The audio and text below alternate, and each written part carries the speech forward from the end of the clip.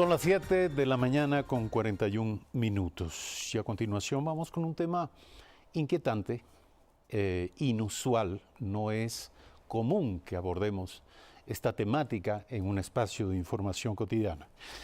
Está con nosotros Peter Wade, antropólogo británico de la Universidad de Manchester, y Mónica Moreno Figueroa, antropóloga mexicana de la Universidad de Cambridge. A ellos, gracias por su presencia aquí, gracias por aceptar esta invitación. Nuestros invitados trabajan en un proyecto llamado La Pora. Es un proyecto sobre racismo y antirracismo. Es una investigación que ha durado, entiendo, 2 años y se ha llevado a cabo en 4 países: México, Brasil, Colombia y Ecuador.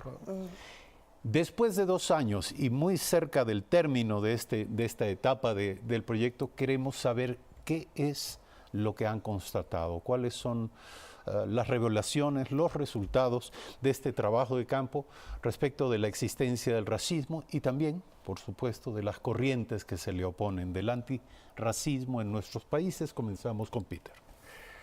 Bueno, hemos encontrado que existe el racismo en todos estos países, pero en diferentes modalidades. Por ejemplo, en Brasil se reconoce desde 1995 oficialmente que existe el racismo en Brasil, que es un problema. En cambio, en México, por ejemplo, es mucho menos reconocido el racismo. Y cuando se reconoce, digamos, hay una entidad oficial que se llama CONAPRED, que es del Estado contra la discriminación. No se nombra el racismo como tal, sino que se junta con otros tipos de discriminación, como discriminación contra los discapacitados, contra de género, de sexualidad, etc. En Colombia se está empezando a reconocer y hablar abiertamente del racismo en los círculos del Estado, por ejemplo, en la política pública, y en Ecuador está como en medio, ¿no? Ahora, estamos hablando de realidades que se conectan entre sí, que tienen similitudes, pero también que tienen sus peculiaridades y particularidades. Ajá. Hablando del Ecuador, ¿cuáles son las víctimas del racismo en Ecuador? Bueno, algo que sería importante aclarar antes de llegar a ese punto es que lo que sí une a todos estos países es esta ideología, bueno, proyecto racial que llamamos del mestizaje, que en todos ha tenido diferentes modalidades. En México es un proyecto más oficial, ¿no?, que ha sido parte del gobierno. En Brasil también la democracia racial. Aquí en Ecuador ha habido como una historia, pero más un giro hacia el multiculturalismo. Lo que nos ha dado, pero lo que tiene en común es que este tipo de proyecto racial del mestizaje hace que haya una cierta idea de que solamente ciertos grupos son víctimas del racismo, como los indígenas o los afroecuatorianos en este caso. Sin embargo, algo que hemos visto nosotros con los trabajos que hemos hecho y lo que se ha investigado en América Latina es cómo toda la sociedad está racializada de alguna manera. Todos los miembros de la sociedad participan de diferentes maneras en la experiencia del racismo, en la vivencia. Pero los mestizos, que es la mayoría de los países latinoamericanos, esta mayoría que es que se autodefine más bien como nacional, que diría yo soy ecuatoriano, yo soy mexicano, tienen como una cierta ambivalencia en la experiencia del racismo, porque son víctimas del racismo, pero también son racistas, ¿no? Eso quería preguntarle, es decir, ¿podemos hablar de víctimas y victimarios de manera disociada? No, es algo muy difícil en América Latina. Digamos que vivimos un tipo de racismo muy íntimo, ¿no?, en el cual en las mismas familias, en las mismas, los mismos grupos, siempre hay como una dinámica en la que hay unos que, según donde estén, o sea, el racismo es, digamos, el mestizaje hace que el racismo sea relativo al contexto, ¿no? En un momento, en un lugar, tú puedes ser la persona más blanca, güera, o no sé cómo la expresión correcta para Ecuador, pero en México diríamos el más güero de un particular grupo, y en otro lugar eres el más moreno, y así se va manejando. Y eso es lo que hace difícil para los mestizos reconocer que ellos tienen algo que ver con el racismo, porque usualmente se dice, son los indígenas, o son los negros, ¿no?, o los afroecuatorianos o afrodescendientes. Ahora, ¿cómo entender el racismo? No estamos hablando de ese racismo abierto y grosero, burdo, de la discriminación racial en los Estados Unidos de los años 40, 50, ¿verdad? Que movilizó a la sociedad entera en función de los temas de derechos civiles. No, estamos hablando de un racismo soterrado, de un racismo que no es manifiesto, que a veces cuando se encuentra en la ley se corrige desde el punto de vista legal o pretende corregirse, pero hay un racismo en la cultura. ¿Cuál es el ciclo de reproducción? ¿Dónde anida este racismo? Bueno, primero hay que reconocer que sí existe un racismo abierto también. En todos estos países hay casos de racismo muy abierto, por ejemplo. Los casos que hemos investigado en Ecuador, había un ataque de la policía contra los indígenas de Saraguro, por ejemplo, que era abiertamente racista. El caso de Michael Arce, yo creo que es muy conocido aquí en Ecuador. ¿El caso de? Michael Arce, que era un afroecuatoriano que fue humillado en las fuerzas militares y puso una queja contra un teniente que le había humillado y abusado racialmente. Y hubo todo un caso en donde resultó que el teniente tuvo que pedir disculpas públicamente ante Michael Arce. Entonces sí hay ese tipo de racismo abierto en todos estos países. Pero también hay otros procesos de racismo que son permeadas en la sociedad, ¿no? O sea, que el racismo estructural.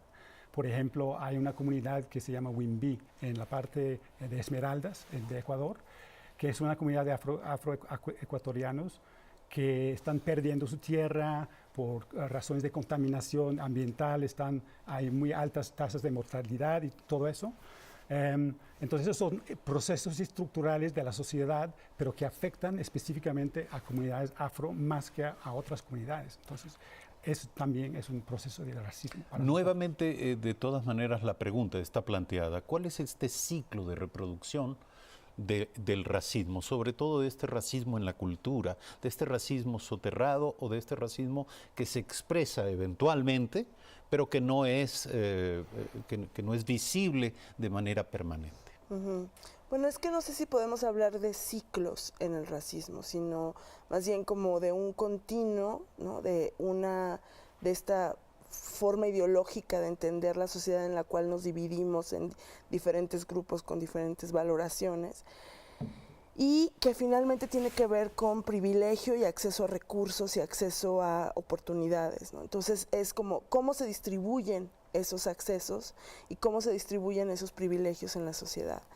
Entonces digamos que lo que vemos es que hay diferentes formas de expresarse el racismo. Entonces puedes hablar de un racismo cotidiano, puedes hablar de un racismo como prejuicio, que es algo que nosotros vemos como que es la punta del iceberg, o sea, es lo más fácil, que la gente dice, es racista porque es un individuo que dijo algo mal contra otra persona, pero ese es un tipo de racismo que a veces puede ser como distractor de procesos mucho más fuertes que tienen que ver con este acceso, ¿no? a oportunidades, a una buena vida, ¿no? Que es una manera de entender más como que al final uno puede decir, o sea, si tienes acceso a una buena vida o no, y quién lo tiene y por qué razones. Entonces, digamos que más que un ciclo, lo que vemos son procesos distintos que tienen que ver con un racismo estructural, racismo institucional, un racismo cotidiano, ¿no?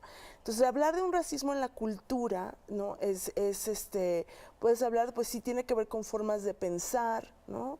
Con gente como formas en las que en los medios se anuncia o se promueve ciertos cuerpos en favor de otros, en la educación, ¿no? Que tanto se promueven ciertas personas y otras no. Hay todo un proceso de valoración de lo blanco, ¿no? Y estigmatización de lo indígena y de lo negro. Y eso pasa en los medios, por ejemplo, públicos, y se infiltra en los espacios más íntimos de la sociedad.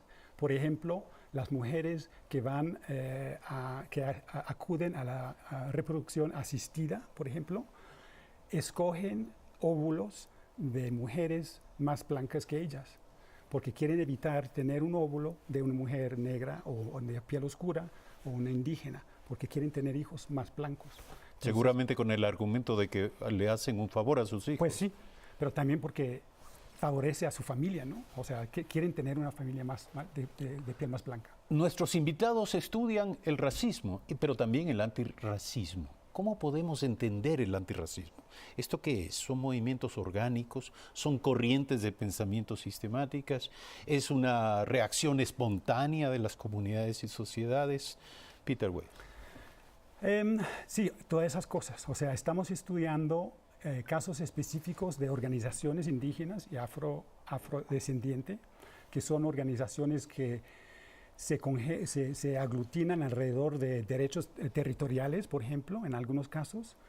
Hay organizaciones de mujeres que reivindican los estilos de cabello afro, por ejemplo. También es una lucha antirracista porque desafía a toda esa jerarquía de valores que privilegia lo blanco, lo europeo. También estamos viendo instancias del Estado, por ejemplo, programas de acciones afirmativas en Ecuador. Por ejemplo, hay un programa en el servicio diplomático de promocionar la diversidad racial y étnica entre los terceros secretarios. Entonces sí, estamos viendo una variedad de instancias. Hay una diversidad entonces de expresiones antirracistas, pero ¿hay un rol del Estado en esto? Sí, claro. O sea, uno de las partes que vemos es las legislaciones, los esfuerzos en política pública de integrar pues y posturas y políticas que ayuden a minimizar el racismo, ¿no? ¿Y qué se puede decir de este estudio comparativo entre México, Brasil, Colombia, Ecuador? Nos interesa entender en qué posición o situación se encuentra Ecuador. Claro, bueno, queremos ver en todos estos esfuerzos gubernamentales como las tensiones y contradicciones, porque por un lado hay esfuerzos por tener legislaciones, pero por otro lado vemos que no necesariamente funcionan, ¿no?, en su aplicación, en la manera en la que se practican, digamos.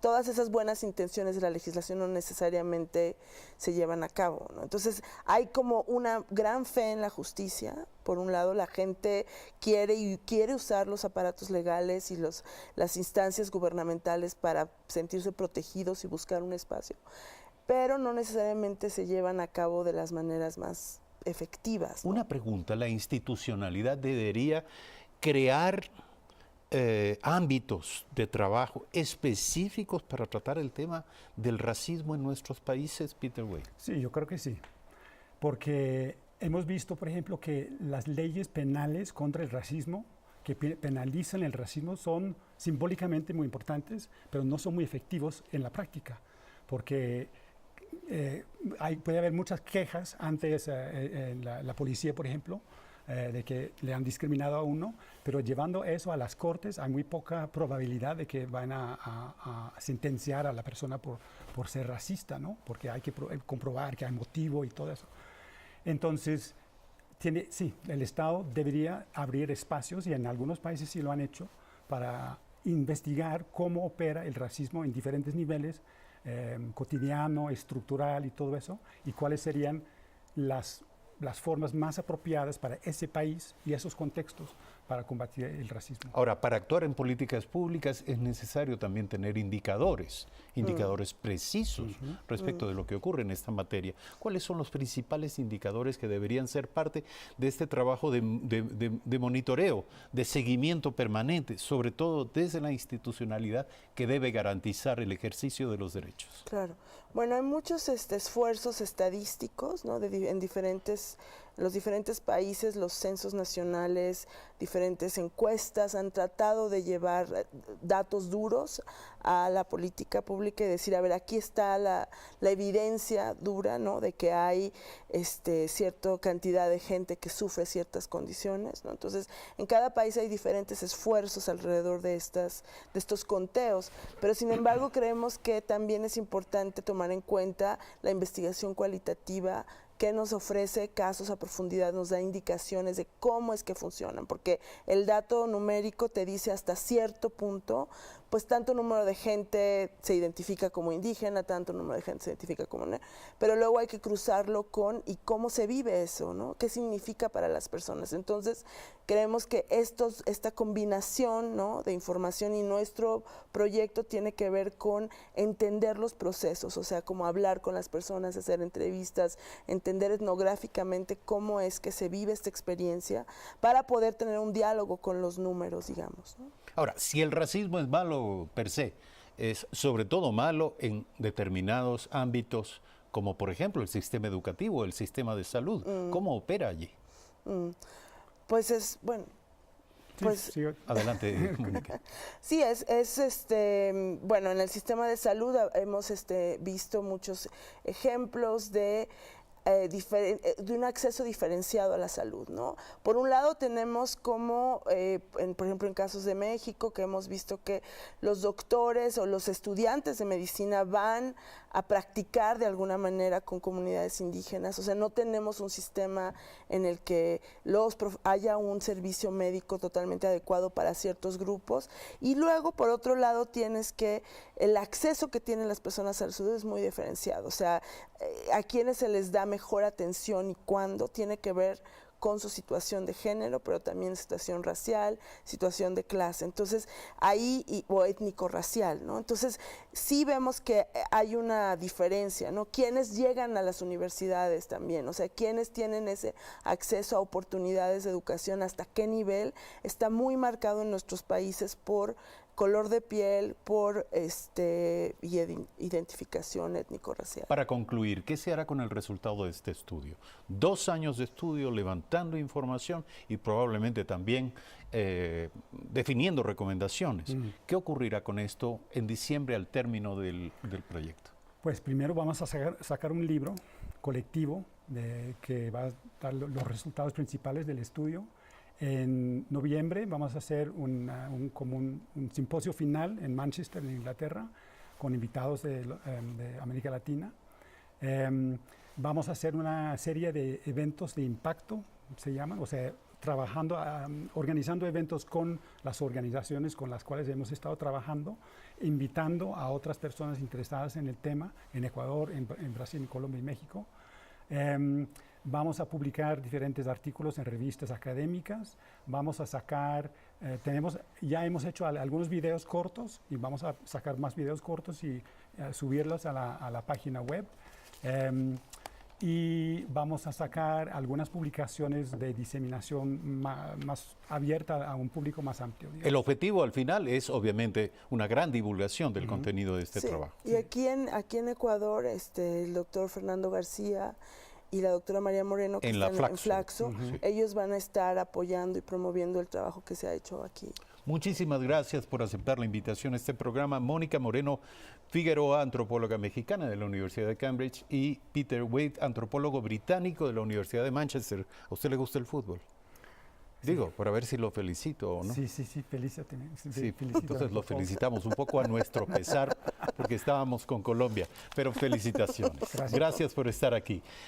El diario El Telégrafo nos ofrece, al término de este espacio informativo, siempre recomendamos su lectura, nos ofrece información acerca de la orden de prisión para el expresidente Rafael Correa. La jueza Daniela Camacho acogió el pedido del fiscal general del Estado y solicitó la difusión roja, que es la orden de captura internacional, a Interpol, para que localicen y capturen al expresidente Rafael Correa. El abogado defensor de Correa, Caupolicán Ochoa, apelará la decisión de la justicia.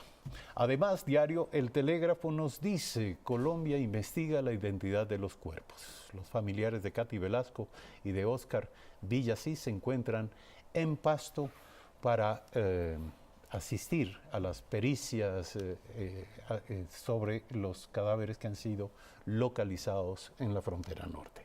Y finalmente, la vicepresidenta de la República dice que el recorte para el gasto será para el gasto corriente. Finanzas ya redujo en $500 millones el presupuesto del Estado. Gracias, amigas y amigas, por estar con nosotros en el curso de esta hora de información. Mañana 6:55, como todos los días. Tengan una buena jornada.